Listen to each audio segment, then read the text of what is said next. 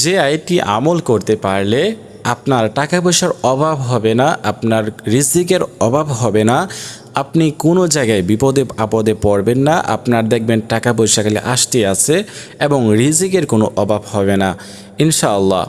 যদি আপনি ঋণগ্রস্ত হয়ে থাকেন বা টাকার কোনো মানে প্রয়োজন আছে, আপনার টাকা হচ্ছে না, আপনি যত টাকায় কামাচ্ছেন কিন্তু টাকা হচ্ছে না, বা আপনি রিজিকের অভাব আপনি যে কোনো পেরেশানির মধ্যে আছেন, যে কোনো সমস্যার মধ্যে আছেন, আপনি এই আয়াতটি পাঠ করুন। ছোট আয়াত, এই আয়াতটি আপনাদেরকে আমি আমল সহকারে আপনাদেরকে শিখিয়ে দেব।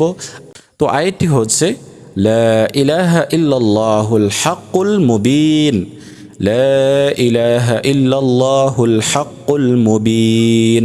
খুবই কার্যকরী এবং কোরআনী আমলটি আপনারা অবশ্যই শিখতে হবে, ভালো করে পরে আমল করতে হবে।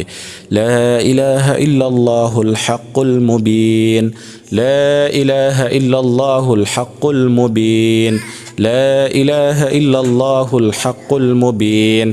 এই আয়াতটি আপনাদের, তো এই যে আয়াতটি আমি পাঠ করেছি, আপনাদেরকে শিখতে বলেছি, এই আয়াতটি কিন্তু আপনাদেরকে সহিহ শুদ্ধভাবে শিখে নিতে হবে।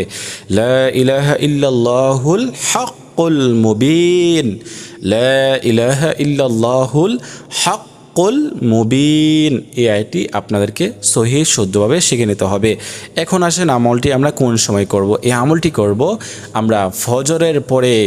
আপনি ঘুম থেকে উঠেই যখন আপনি ফজর নামাজ আদায় করবেন, এই আয়াতটি পাঠ করুন। আপনি প্রথমে 3 বার ইস্তিগফার পাঠ করবেন, 3 বার দুরূদ শরীফ পাঠ করে আপনি এই আয়াতটি কমপক্ষে 7 বার পাঠ করবেন। লা ইলাহা ইল্লাল্লাহুল হাক্কুল মুবিন, লা ইলাহা ইল্লাল্লাহুল হাক্কুল মুবিন। 7 বার পাঠ করুন, শেষে 3 বার দুরূদ শরীফ পাঠ করুন। এই হচ্ছে আমল। এই আমলটি করলে কি হবে, আপনার টাকা পয়সার অভাব হবে না, আপনার রিজিকের অভাব হবে না, আপনার ধন সম্পদের অভাব হবে না, আপনার পেরেশানি থাকবে না, আপনার কঠিন থেকে কঠিন বিপদ আল্লাহ তাআলা দূর করে দিবেন এবং যে কোনো অসম্পূর্ণ কাজকে আল্লাহ তাআলা সম্পূর্ণ করে দিবেন।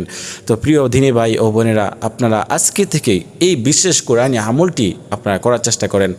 সব দেখা শেষ, আজকে থেকে আমলটি করেন, আপনার ধন সম্পদের অভাব হবে না, আপনার টাকা পয়সার অভাব হবে না, আপনার রিজিকের অভাব হবে না। শুধুমাত্র আপনি এই ছোট আয়াতটি কমপক্ষে 7 বার পাঠ করুন। তো আজকের মতো এই পর্যন্তই। আল্লাহ হাফেজ।